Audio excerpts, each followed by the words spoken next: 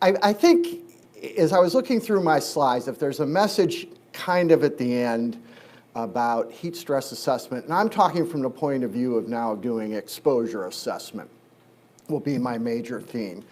There's some things. One is that there is some substantial risk for getting above the occupational exposure limit, and I will come back to that theme a couple of times.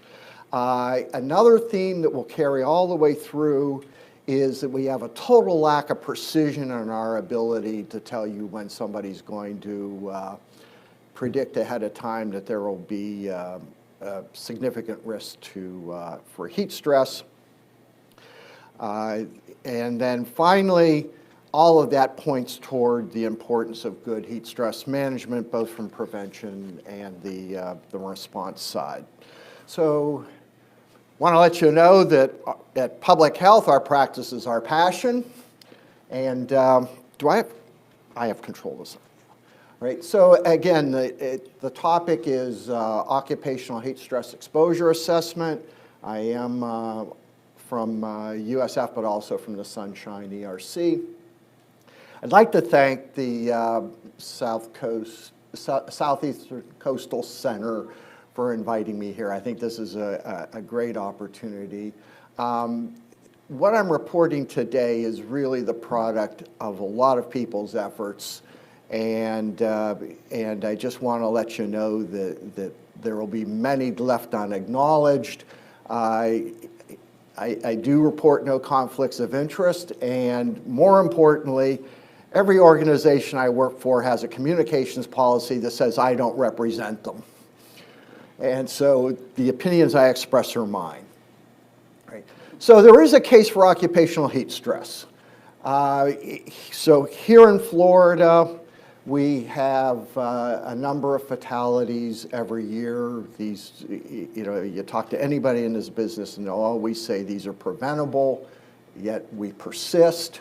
We also have a number of hospitalizations and visits to the emergency department. Won't talk much about it, but I think there are things other than exertional heat illnesses that we ought to be aware of related to heat stress. One of those, I think the evidence is pretty clear, is that it leads to acute injuries, so accidents in a broader sense. So it's not only to people, but to equipment and the environment. Using the more classic definition of accident from the safety literature. There's some evidence that it contributes to productivity loss, and there's more and more of that evidence coming out through the literature.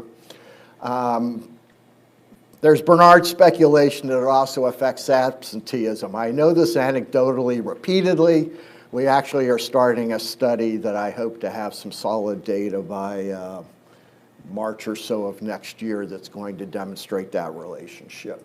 So heat stress has a number of outcomes.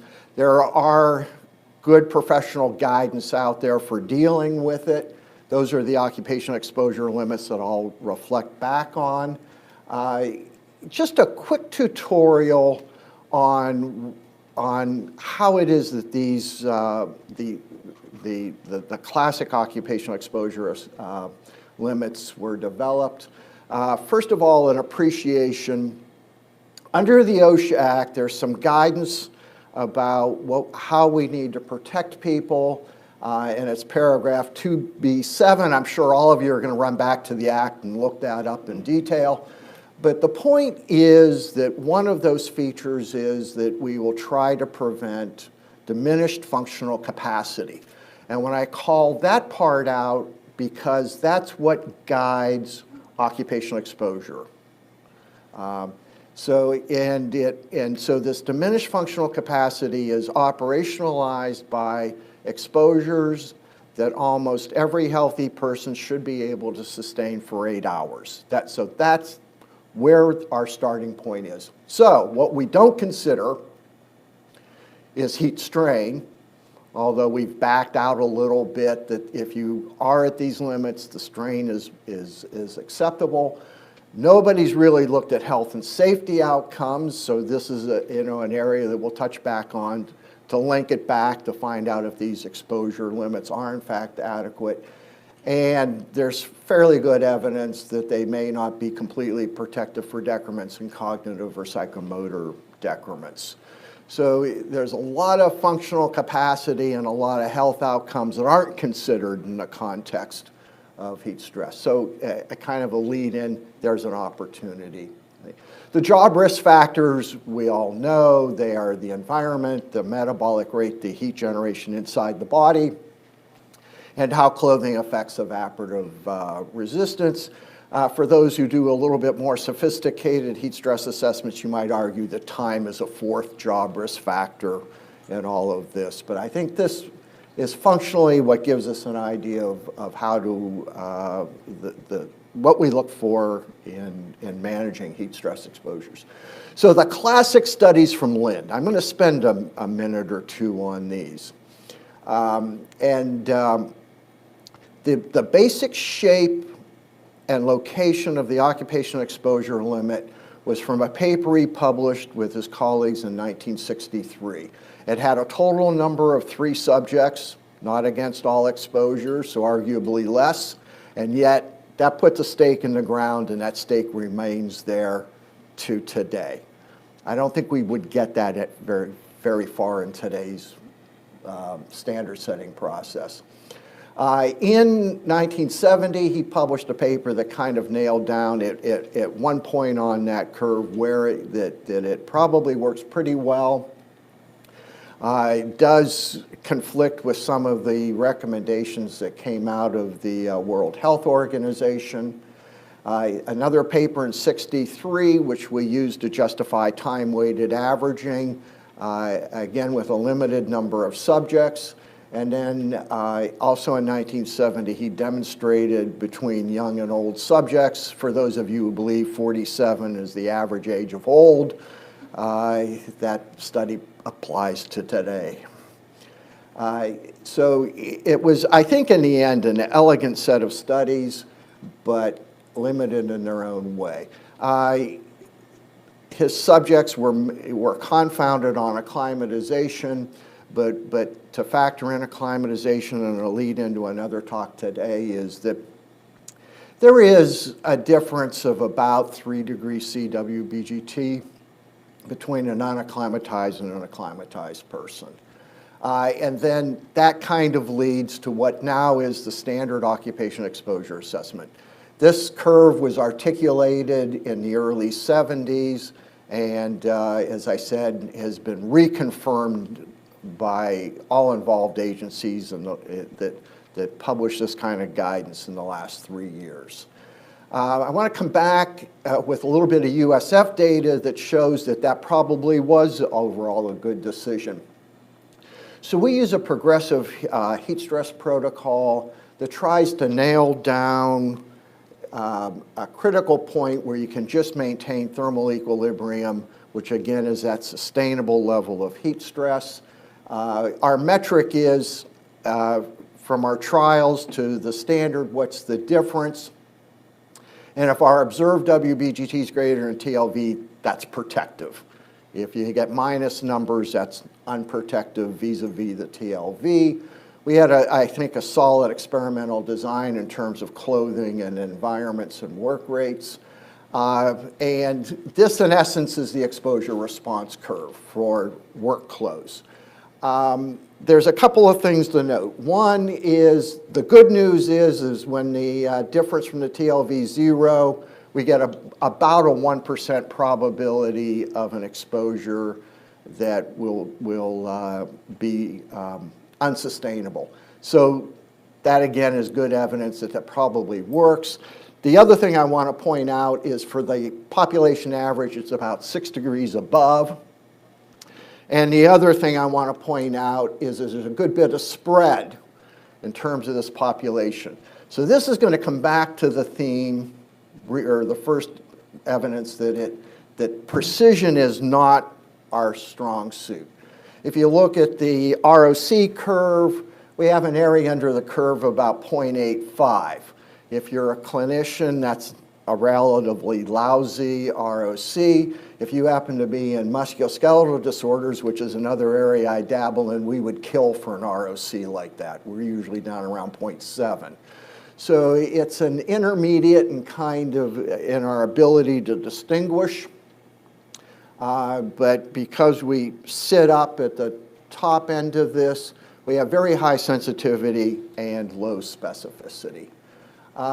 Another thing that I'd like to point out to you, and I will come back to it, is that there's a great deal of interindividual variation. We kind of have known that for a long time.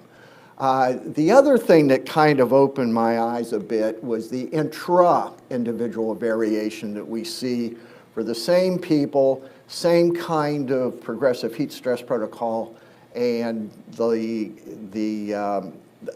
variability, the lack of repeatability. I'd like to believe that wasn't inherent to our laboratory procedures, but rather inherent into the physiology of the people. So intra-individual variation is another important theme. All right, now, this is something that was one of those things that I woke up to a few months ago.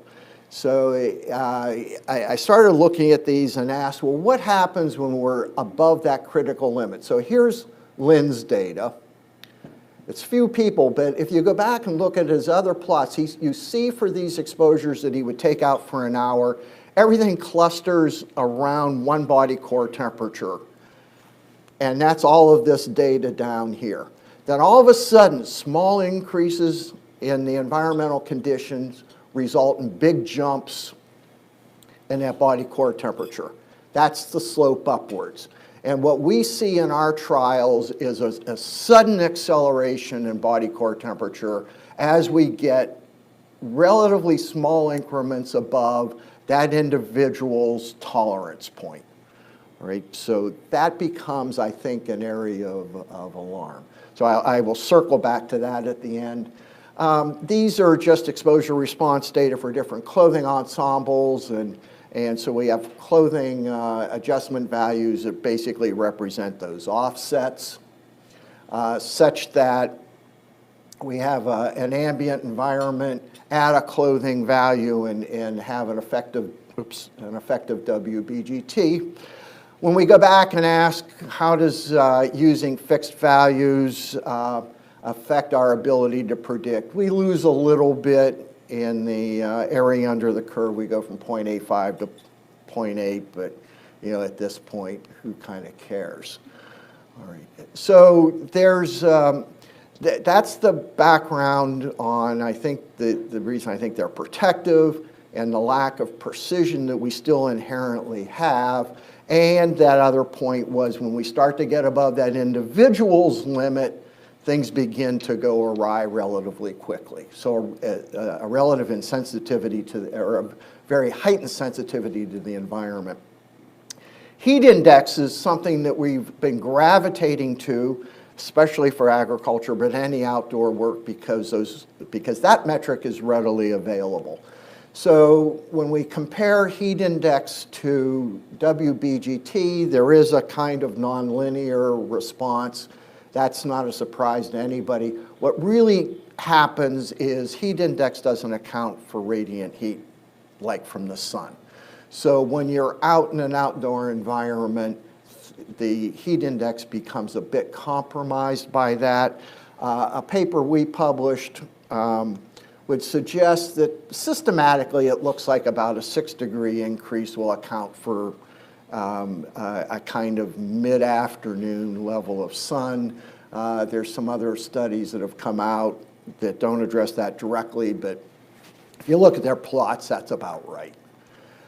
So we used then the data I described earlier and said, well, if we were to develop an occupational exposure index, based on heat index, what would it look like?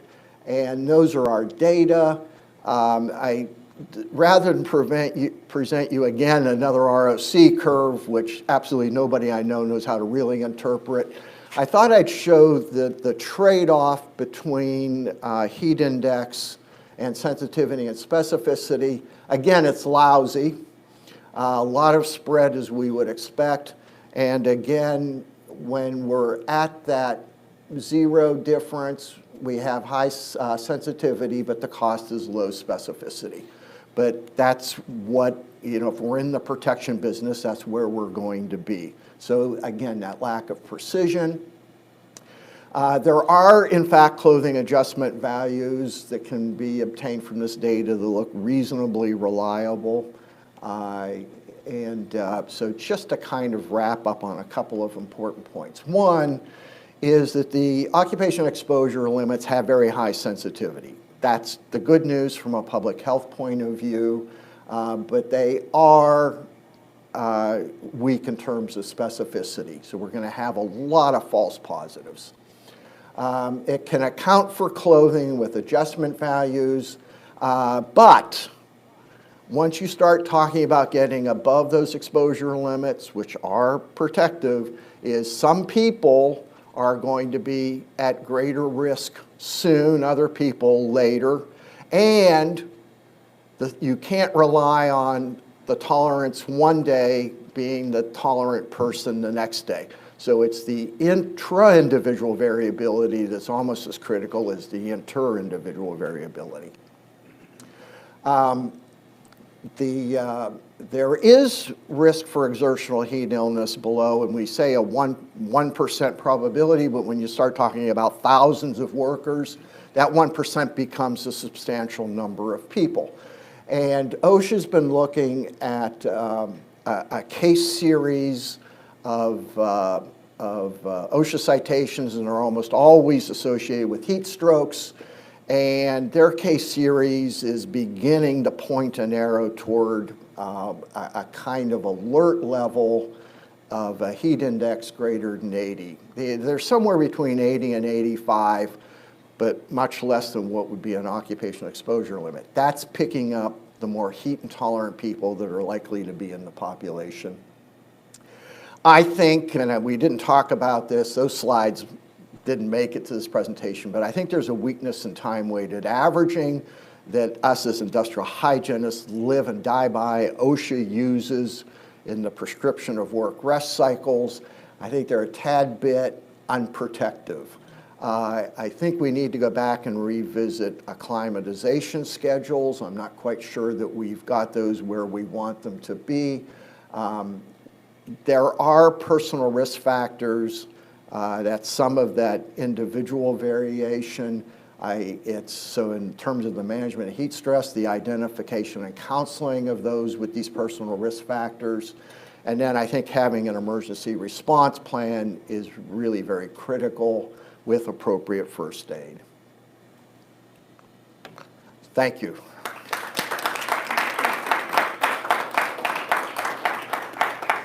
Since we have some extra time because Glenn was so concise, we could take a few questions if anybody has questions.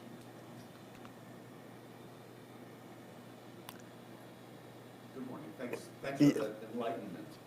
So you've got all of this variability built in that there's inter-individual, if you look at a bell-shaped curve of tolerance to heat, right? And that could be heat tolerance overall. It could be the ability to acclimatize. But then there's also this intra-individual variability over time. And I'm just wondering how the intra-individual variability, how that can inform some of the outcomes of everything else. It seems like that would layer, the ability for you on a Tuesday to have a different kind of spectrum of responses to certain types of stress on a Tuesday versus a Thursday really can overshadow the ability to have any of the other indices sing out loud and clear. And I'm just sort of wondering what the physiological responsiveness is. Is there something that we can nail down that is associated with the intra-individual variability that's seen? Because in some people, that variability is much greater than others. And I'm just thinking, like, sometimes you learn from those tales, right? And what can you learn from that? Yeah, so let me generalize your question from the specific data that I showed you. So I think the answer is yes, no, and maybe. The yes is that I think that the occupational exposure limits kind of have in there that intra-individual variability. So that 1% number I gave you, I think is that composite of the day-to-day variations of individuals as well as individuals across. So that bell curve that you described has both of those variance features in it. So that's the yes. The no is that there are several studies out there that demonstrate that the exposure the day before is important. And I think that's going to be, that's such a fruitful avenue that we're actually working on an R01 to look into that. The maybe starts to get out of any area of expertise, so I'll invite Mike or others to chime in from the biology point of view about how, what factors might come into play. And we are working with the healthy people. So there's some percentage of the population that are just heat intolerant. We're hoping that they self-select out, but hoping that is not going to work. Joe, before you, Mike had his hand up. I was interested that you said you have a database on that you've been collecting on heat strokes. Heat stroke and heat exhaustion are quite different, but I was interested. I think one of your old professors, and I could be wrong on this, Dr. Menard in Belding, had started you plotting on the psychometric chart effective temperature, which the DOD had used and we had continued on, like Rich Gonzalez, effective temperature around 35 where you see a lot of heat strokes. And I think that's in the basis a lot of DOD and occupational stuff. Have you been plotting that data on the psychometric chart, and does those relationships hold up with your data? Yeah, so no, they're not my data, but they're OSHA's data. So OSHA's Occupational Medicine and Nursing Division has been doing this. And the answer is no. They've been looking at it from a heat index point of view because that's the kind of data that they can pull out later. But that's an interesting thought in terms of doing it. I am familiar with the old plots on the psychometric chart. Part of, I think, the shortcomings of that is they are, and by the way, they are diagnosed heat strokes. So they've been in ED admission with the elevated body core temperature in them. I'll have to talk to them and see if that data are available. But remember, some of these are occurring very low. And I think those we're seeing are the heat intolerant for a number of reasons. And I'll be talking quite a bit about the day before and what we call the multi-hit hypothesis. Okay. Well, then maybe I'll save my question, because I don't know anything about the hygiene part or the biology part, but I know an awful lot about human behavior, and I can't help but wonder how much of that inter-individual variability is just simply hydration from day to day. In a lot of outdoor industries, there's a fair amount of, the body gets below certain hydrations, and then it doesn't recover, and whether that's, lifestyle-based, like you go on a binge the night before, or you refuse to stop for and take water breaks on any given day. So I'm just kind of curious to know, what are actionable points for intervention for people who do behavior, and it seems that hydration is an important part of that intra-individual variability. Yeah, and I think you've touched on something important. So the epidemiological studies, and these are all epidemiological, can't get at that information. So having a prospective design in the workplace, I think, is going to be critical